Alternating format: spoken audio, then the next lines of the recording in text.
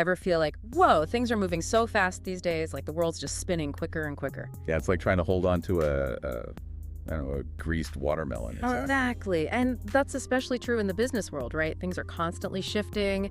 It's complex. It's unpredictable. Definitely. The old playbooks just don't cut it anymore, you know? What worked yesterday might not work tomorrow. Totally. So how do we thrive in this kind of environment? How can leaders really make sense of it all and, lead effectively? Well, that's what we're diving into today with Seeds. Seeds, right. Now, for anyone who might have missed our previous deep dives on this, Seeds is a framework for sustainable, human-centric leadership. It's all about putting people at the heart of business, which I think is, well, crucial these days. Couldn't agree more. Now, before we planned ourselves too deeply into this metaphor. Get it? Yeah, I get it. But really, let's unpack this Seeds framework a little more. What's the core idea here? So the idea is that sustainable success, real success, isn't just about profits, It's about finding that balance between people, profit, and the planet. The triple bottom line, right? We hear that a lot. Exactly. But Seeds takes it a step further. It gives us the practical framework, a way to actually put those ideas into action. And that's where the 5 elements come in. 5 elements, right. So remind us quickly, what are they again? You got it. It's sense, engage, empower, develop, and sustain. Each one is like a seed that you plant and nurture to grow a healthy and resilient organization. Love the analogy. So we're talking about growing a business like you would a garden. Precisely. But today we're just focusing on the first one, the root of it all, you could say. Sense. Okay, sense. Now, I'm already intrigued because it makes me think about intuition, gut feelings even. Is that what we're talking about here? Like, should leaders just throw out their spreadsheets and trust their gut? Well, not exactly. It's not about throwing data out the window. It's more about broadening our understanding of what it means to truly sense what's happening in our businesses and the world around us. Interesting. So it's not just about the numbers, right? It's bigger than that. Way bigger. It's about cultivating a new kind of awareness, one that goes beyond those traditional data points, the spreadsheets, the market reports. Okay, I think I'm starting to get it, but give us an example. How would a leader actually use sense in a practical way? Sure. So let's say a company is thinking about, launching new product. Okay, pretty common scenario. Right.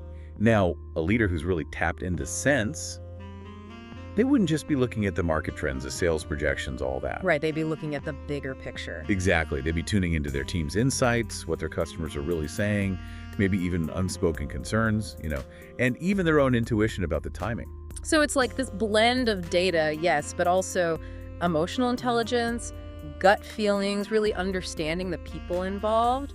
You got it. Yeah. It's about integrating all of those different perspectives. Because the truth is, in today's world, the best decisions, the ones that really resonate, they often come from that place of, that blend of head and heart. That makes a lot of sense. But how can leaders actually develop this sense intelligence? Is it something you're born with, or can you actually cultivate it? That's the great thing. You absolutely can cultivate it. It's not some magical ability. It's true, it's often overlooked in those traditional leadership trainings. Right. But there's some really practical things leaders can do, like mindfulness practices can be incredibly helpful. Oh yeah, being present, being aware. Exactly. And then active listening, really truly listening to your team, your customers. Not just waiting for your turn to speak. Guilty as charged sometimes. But seriously, and this is big, fostering a culture of open, honest feedback. Where people feel safe to speak their minds. 100%. That's where the real magic happens, when you can tap into the collective wisdom of the group. That's powerful. Now, something that really struck me as you were talking about sense is how it seems relevant well beyond the office. This idea of being present, listening deeply, trusting your gut, those are valuable skills in all parts of life. Absolutely. Think about your personal relationships, right? Or navigating your community, or even, as cheesy as it sounds, your relationship with the planet. Not cheesy at all. We are part of something bigger, right? Exactly. Yeah. And the more we can cultivate this sense, this awareness, this ability to connect with ourselves and the world around us, the better equipped we'll be to navigate, well, pretty much anything. Food for thought. So as we wrap things up here, for our listeners who are thinking, okay, this sense idea is great, but where do I even begin? What would be one simple step they could take today to start cultivating this within themselves? I'd say start with just 5 minutes, literally 5 minutes of mindfulness each day. Just sit or walk and pay attention to your breath, your senses, what's happening in this moment without judgment. Just be present. Exactly.